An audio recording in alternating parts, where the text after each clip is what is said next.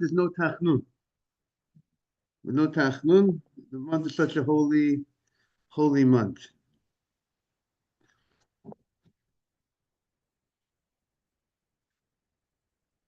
Okay. Let's get the. 1 second.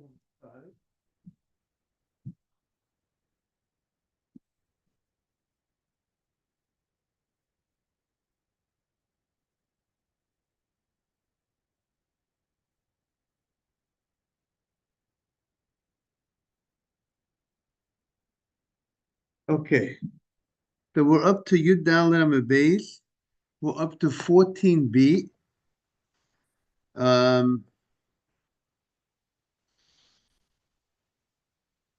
We're up to Vakati Shlomo Gazur.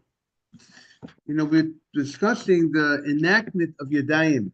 The enactment that a person has to wash their hands before they touch the Trumah, because if they don't wash their hands before they touch the Trumah, they will invalidate the Trumah. That was a rabbinic law because people's hands are very active. They touch all different things throughout the day or throughout the morning, throughout the evening. And if you don't wash your hands, let's say this afternoon, if I would want to go ahead and touch Truma, so who knows what happened, even though I wash my hands in the morning, but a lot has happened since the morning to the afternoon. Maybe I touched things that are not so clean. Maybe it was on the train, and who knows what I touched. So therefore, the rabbi said, and that will be disgraceful for the Truma. The Truma gets disgusted through the fact that my hands are not so clean, came in contact with the Truma. The rabbis, in respect for the Truma, they made an enactment that you have to wash your hands before you handle the Truma. If you don't wash your hands, you are going to invalidate the Truma. You will not be able to eat it. That's very big consequences as a result of that. And that was one of the things that the Gemara said. Not only that, the Gemara said you actually have to burn the truma. It's a high level. It's not just that you don't eat it, but you don't burn it, but you actually have to burn the truma. You can't. You have to. We treat it like definitely contaminated. So the Gemara said, "Vakati shlamu gazor." The Gemara says, "Really, you're telling me Yadayim was enacted by the rabbis, and you're talking about the period of Hillel and Shammai." That period, which was about 100 years before the destruction of the second temple. But the Gemara says, but this was enacted by Shlomo HaMelech before the first temple. Is the chair comfortable, Mistaba? You're good on the chair, Mistaba? But the Gemara says it's 100 years. It was Shlomo HaMelech who was the one who built the first Beis HaMikdash. The Gemara says, Vakati Shlomo Gaza. Shlomo was the one who made the Gezerah. The Amar of Yehuda Amar Shmuel. Yehuda said the name of Shmuel. B'shah shetikin Shlomo Erevin, Natilat Yadayim. The time that Shlomo instituted Erevin. We said that we spoke about Erev Chatzerot. We spoke about the fact that you can't carry, if you have multiple houses that open up to a shared private homes. If I have a home and you have a home, and we open up into a shared courtyard, we said you can't carry from the home into the courtyard unless you get a certain amount of food, each member of the courtyard, and you put the food before Shabbat in one of the people's homes. Because the rabbis were concerned if you carry from your private home to the shared courtyard, you make a mistake and you carry from your private home to public property. So therefore they enacted that you have to go ahead and if you collect food from the members of the courtyard and they put the food in one person's house, as if they all live in that person's house. So the Gemara says, when Shlomo HaMelech instituted Erevin and Netilat Yadayim, so we see here they say that you were he's also the man behind the Tilat Yadayim, washing the hands. And Rav Haigon explains that before Shlomo HaMelech, before the days of Shlomo HaMelech, there was a lot of wars among the Jewish community. And because there was a lot of wars among Jewish communities, throughout the times of David HaMelech with the Plishtim, there was a lot of wars. And there is a law that someone who, if you're involved in a war, you go out, you're patur, you're exempt from washing your hands, and Erev Chatzerot, the laws of these rabbinic laws, the rabbis did not obligate people who are going out to war, or to have these laws of washing the hands before this rabbinic enactment before they would handle truma or eruv chatzerot. So therefore, the days of Shlomo, when there was shalom, when there was peace, so then that's the right time period to enact these laws. So Hashem was very happy with Shlomo HaMelech's enactments.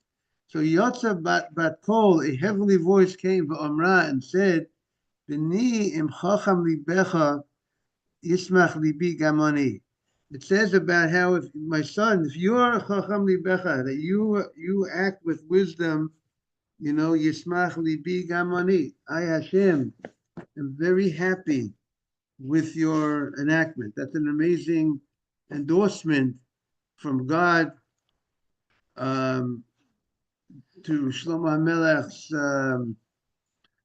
enactment. We know about the Mishnah Pirkei Avot says that every day there's a bat kol, there's a heavenly voice that comes out and says, woe to the shame of Torah. Maybe it refers to the shame that not enough people learn Torah, not enough people keep Torah. And here was a very positive bat kol saying to Shlomo HaMelech, a compliment to Shlomo HaMelech, and also there's another, also B'ni, and also the bat kol, the heavenly voice said, Chacham B'ni v'samach libi. When you act with such wisdom, God, I God am very happy. Vashiva chorfi davar. And if anybody has anything to embarrass me, to talk bad, I show it's not true. Which the commentary explains. What does that mean? That if you go ahead, the first pasuk is referring to the enactment for Eruvin, for the enactment protecting the Shabbat. So he says, "B'ni im chacham libecha." If your heart is wise to make a fence. Morning, Ralph. How good to see you. Rabbi. Morning.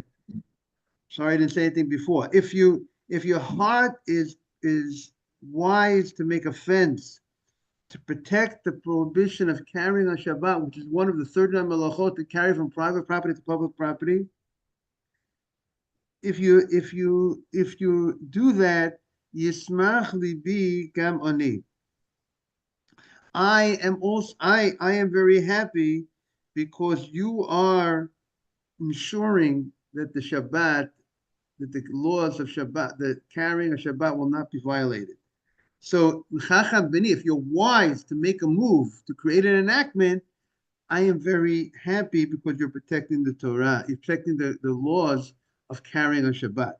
The second pasuk is referring to the takana of washing the hands. That chacham b'ni, if you're very smart and you made that takana, v'samach libi, I am very happy that you go ahead and make this takana because that's going to ensure that the truma is going to be very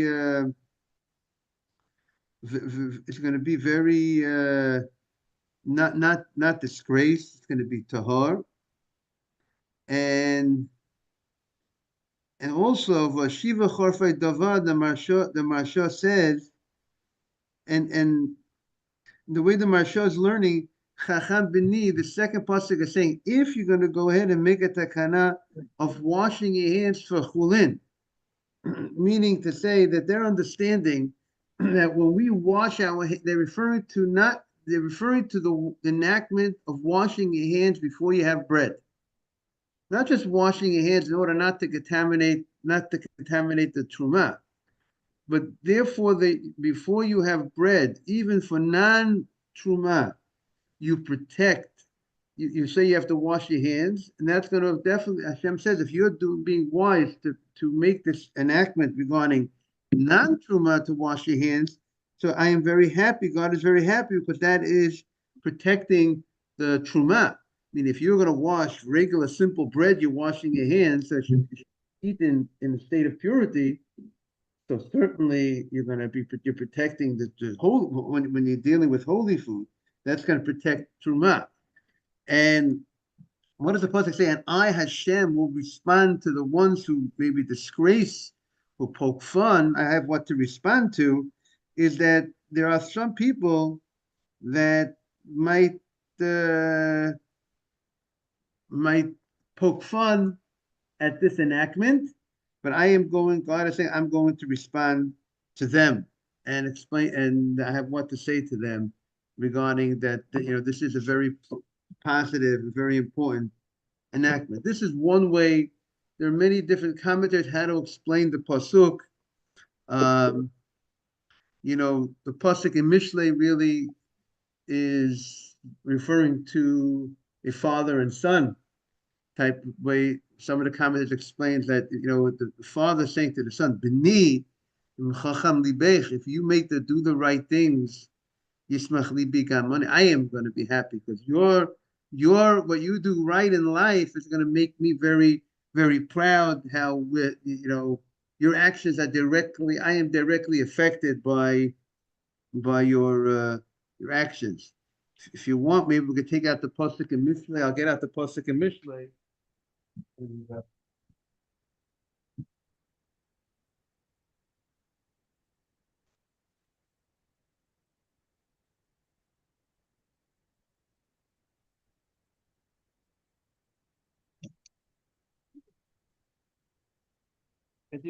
Mishlei is an amazing sefer that was written by Shlomo Melech.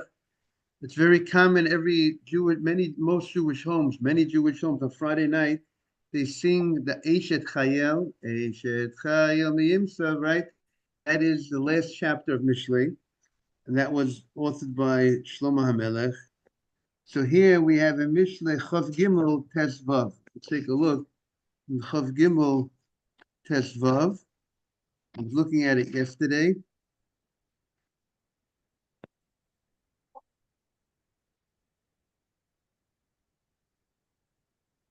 He says, "B'niyim chachem libecha." If your heart is very smart. So the Masulat David says, he says to my son, when your heart is smart, that you listen to these words that I am saying, these words of musar, of doing the right things in life, then yismach libi gamani. I'm going to be happy just like you. So that's one. And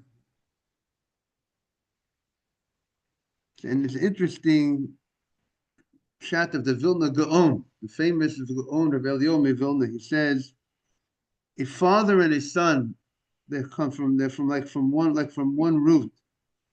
When a son is wise in his heart and rejoices, when a son is happy, even though he does not reveal, if son has certain wisdom and he's happy, even though he doesn't reveal the wisdom outside, but the heart of the father also feels that happiness of his child, just like a stone that's called a magnet.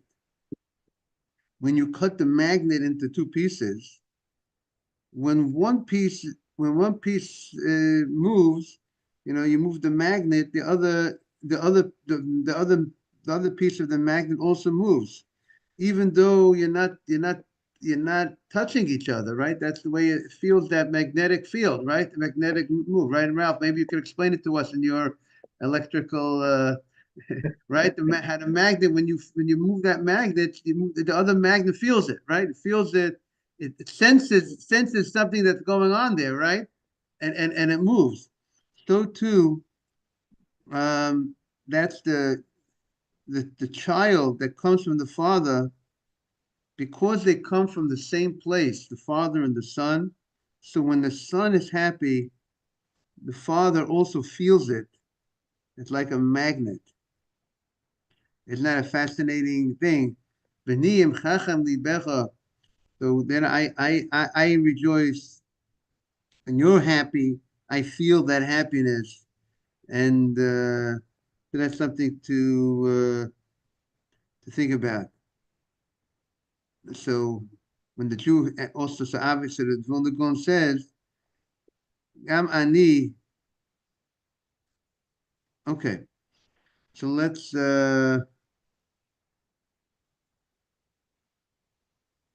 continue in the Gemara. So that was so this statement, this statement of a father and a son, of how the father is so affected by the actions of the son and feels the wisdom of the son and the happiness of the son and appreciates it and rejoices in it. That's what Hashem says to Shlomo HaMelech, the King Shlomo, regarding his actions. You know, in life, sometimes people do things, sometimes people do great things, and they're like Shlomo HaMelech, this enactment, he made the move, make this enactment to protect the Shabbat, to protect Truma, that it should be in a state of cleanliness and holiness, and people shouldn't come to carry on Shabbat. And Hashem gave his such approval, and with this special heavenly voice, where he says how I am happy. He made so to speak like this the word so making Hashem happy. You know, bringing nachat. You know, to yourself. Sometimes we give someone a bracha. You should bring nachat to yourself and bring nachat to Hashem. That God should be happy with your actions. You know, in this week's parsha, the parsha this week is Pekudei, and there was also this idea that when they set up the Mishkan, this week's parsha, we talk about the setting up of the Mishkan, and it's going to be set up in Shmini a couple of weeks from now. And Moshe Rabbeinu prayed that Hashem should accept this amazing building. He should accept the building of this Mishkan, that the divine presence, that the Shekhinah, the divine presence, should rest in such a place. Well, and that's what happened. And then the Shekhinah came down. To the divine presence did rest, but right away it did not rest. It needed the prayer of Moshe Rabbeinu.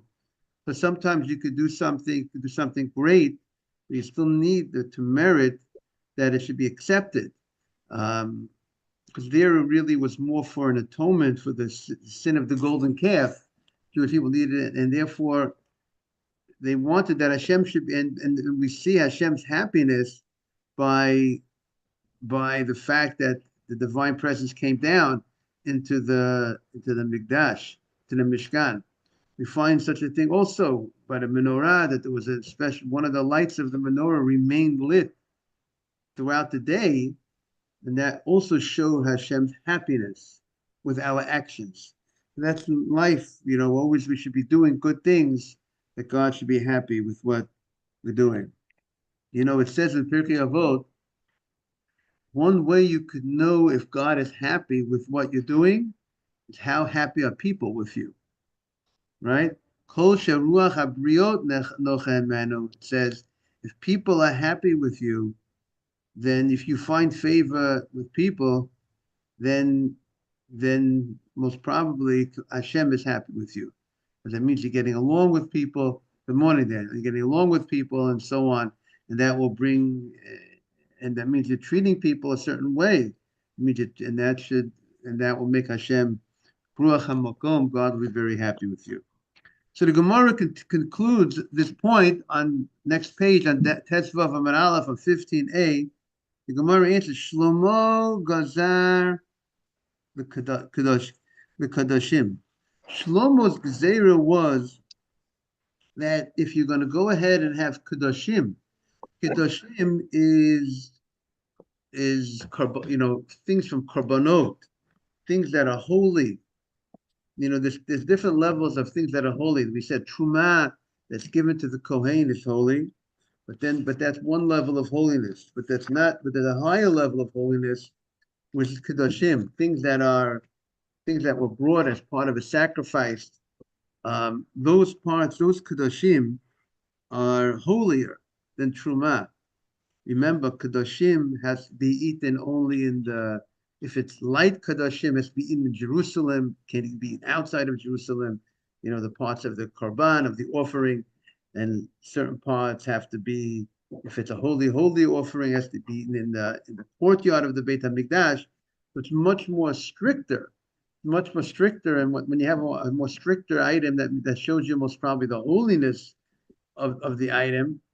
And so that Shlomo, first, he was focused on protecting the more serious item, which is Kedoshim, parts of the Korbanot. But then in life, there's an idea, the concept that says you're supposed to build on the previous, meaning when you see something and you learn something, you get an understanding of certain concepts that we're trying to protect. And the later rabbis, Hillel and Shammai's time, they felt we got to add, the pasuk says, the Chacham is Yosef, the Chacham adds, because you see we have to add to it. They felt we have to add to this enactment, and we're going to also include Truma in that enactment. Va'atu inhu v'gozur af l'truma. And they enacted also for the later rabbis that you have to wash your hands before you come in contact with truma, or else you're going to invalidate the truma. Now, so it comes out there are 3 levels, just to recap. There's 3 levels regarding the decree of washing one's hands.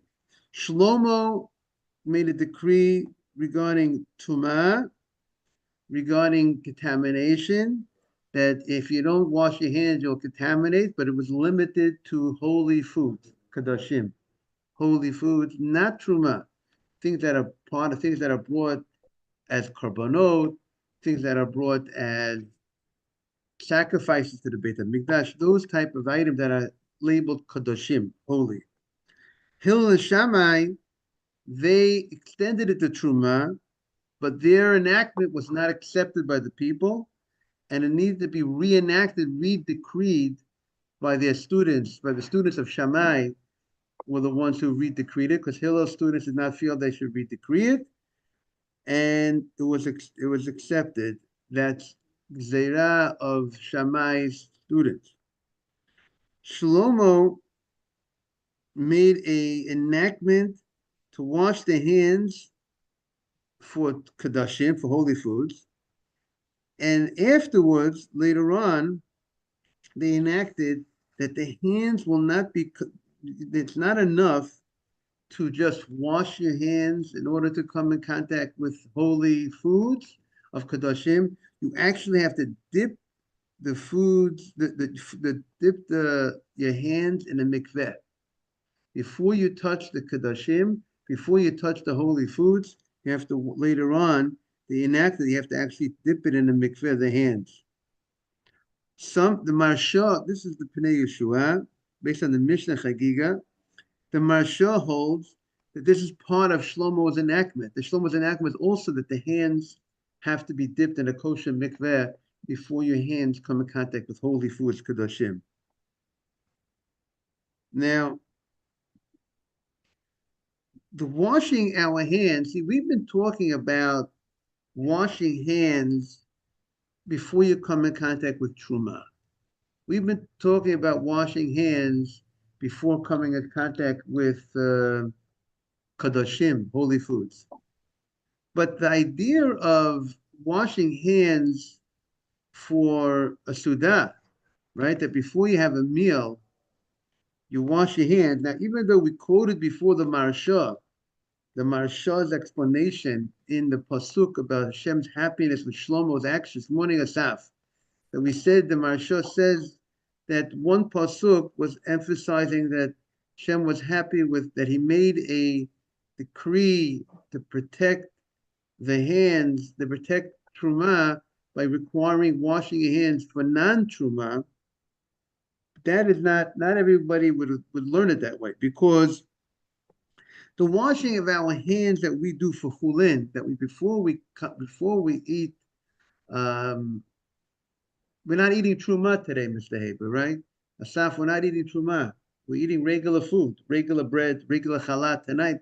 We're going to be washing our hands tonight. Just to remind everybody the proper way of washing your hands is after you wash your hands, you say the bracha Tilat Yadayim before you dry your hands. Say the bracha. And the washing of hands tonight, that's a later takana. And that's a later takana, a later enactment, in order to train the Kohanim, that the Kohanim should be accustomed to eat their truma, to wash their hands. So in order to make sure that the Kohanim will, when they eat truma, they'll wash their hands before they come and eat truma, we said across the board, even non-truma food, you would have, when you're going to have bread, you have to go ahead and wash your hands. Some say that the reason of washing your hands tonight, before you have the challah tonight, some say it's because of nikiyut, because of cleanliness.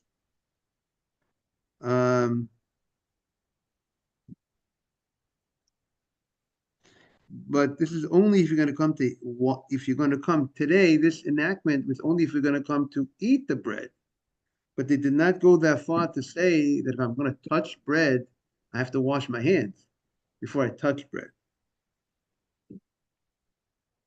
Even though, if I would be dealing with truma, my hands would invalidate the truma if I touch the truma, whether I'm eating the truma or not eating the truma. But they didn't go so far when it came to the enactment of non-truma, which we call chulin, mundane food. They only went that far to say you have to wash your hands before you eat the mundane food. They did not require you to wash your hands before you come in contact, before you touch the non-truma food. Okay, now the Gemara continues. The Gemara says, Gufa. Gufa means we're going back on what we quoted earlier, and we're going to address something that we said earlier. Gufa. We said, Amar Rav Yehuda Mashmuel, Shmona Asa Gazru. There was 18 enactments that were they made 18 decrees. Shmona Asa Nechlaku. There was 18 things that they enacted, but all 18, the way Rashi learns, that all 18 that they enacted, they were all controversial. Meaning to say, what were they controversial about it? That it wasn't united. That means Beis Hillel disagreed, that the students of Beit Hillel felt you don't need to make these gezerot. They were not in agreement to make these gezerot. It was only the yeshiva of Shammai, which maybe is in sync with the general, we find that Beit Shammai is generally, the yeshiva of Shammai is more strict, and therefore it made sense also, so they were the ones who enacted these 18 gezerot, creating all these new laws of you have to wash your hands before you come in contact with truma, or your hands will become, if truma comes in contact with a sefer, the truma will become contaminated. Or like if you eat, when we spoke about, if you eat a rishon, eat a sheni, that if you come in contact, protecting truma, a lot of enactments about protecting truma. So these are some of the, stringencies, fences, protection of the school of Shammai. Now the Gemara says, Vatanya, you told me that the 18 that were decreed were disputed by Beit Hillel, but we have a Braita that says, Hushvu, that Beit Shammai and Beit Hillel were on the same page. They agreed to these 18. So that's contradictory. Did they agree to the 18? Or were the 18 under dispute? We have one place that said that they argued about the 18, that the students of Beit Hillel said you don't need to make these 18 gezerot. And then we have another place that says, no, they agreed you should make the 18. So the Gemara says, Mr. Haber, you like to say time, case, not time, you say case, law, and reason, right? And here the case is different, the Gemara says. How is the case different? It wasn't the same time period, the Gemara says. Meaning in the beginning, They originally, that day, when they came to the attic and they made a vote, that day they felt that was that day. We disagree. Bo biyom nechleku. That day they disagree and they said, no, we don't feel we should make these enactments. And they voted one way, and Beit Shammai voted yes to make these enactments. And like today's in the political climate is yes to change, right? But and by the way, the Torah climate is truth, and that political climate we know is a lot of falsity. And so they disagreed on that day. But the very next, but eventually it says l'macha, the next day, or maybe it means later on, l'macha hushvu, meaning later on after it was accepted to make the gezerot. Beit Shammai says, okay. Beit Hillel said, okay, we agree with the takana, and we will obviously follow, and we agree with this enactment. That's how Rashi understands the Gemara. Okay, so sometimes in life, sometimes you could see something one way, and you felt, what, it shouldn't be done. That's not necessary to be done. But then what happened was, then you changed your mind, and then you said, what, we want to, we should make this enactment, and they agreed. And that's also something that we need to realize, that Torah is about emet. Torah is about truth. So the fact that you feel you see the law based on your understanding of the law, or whether you see it a certain way, but the fact that you see it that way today and you understand you came to that conclusion today does not mean that you're going to come to that conclusion tomorrow.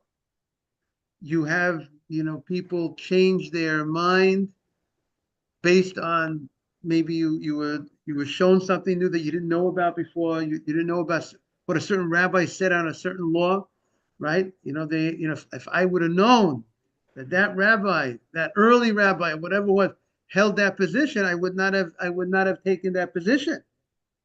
And so sometimes it was brought to your attention something you did not know about before.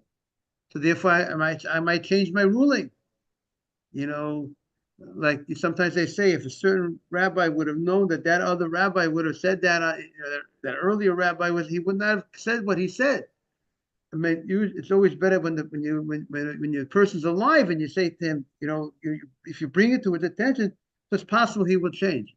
I don't think the rabbis change their minds on a regular basis. It's not something that's an everyday thing, but it does happen, and that's what the Gemara is saying here. But the students of Beit Hillel, there's no shame in saying that I want to. There's no shame in saying I changed my mind. There's no shame in saying, you know what, I saw it one way and now I'm going to come to a different conclusion. It's all about emet. In Washington, they have the senators, right, Mr. Haber? They get up. The senator from Ohio is going to speak, and he's going to say his piece. And you have all the senators, everyone makes their pitch. But how does anybody change their mind as a result of what one of those politicians say in the Capitol, what they say, based on what he said, based on his argument, based on his reasoning, we're going to change our minds, what we thought until now? I don't think it happens too much. Because in politics, most of the people are focused on I'm not saying all, I'm saying most of them, many, are focused on their opinion. They're not really interested in what the other person has to say. And they're not interested in what maybe perhaps the emet is, the truth is. The law follows Beit Hillel. In general, we follow Beit Hillel. Beit Hillel wanted to hear what Beit Shammai said first. That's one of the things. He wanted, what did the other rabbis say? I want to hear his opinion. And therefore, as a result of that, he's interested in the emet, that level, and therefore he came to. That's one of the reasons why the law follows Beit Hillel. I want to wish everyone a beautiful Shabbat. Shabbat shalom, everybody. Shabbat shalom, Rabbi. Take care. Bye-bye.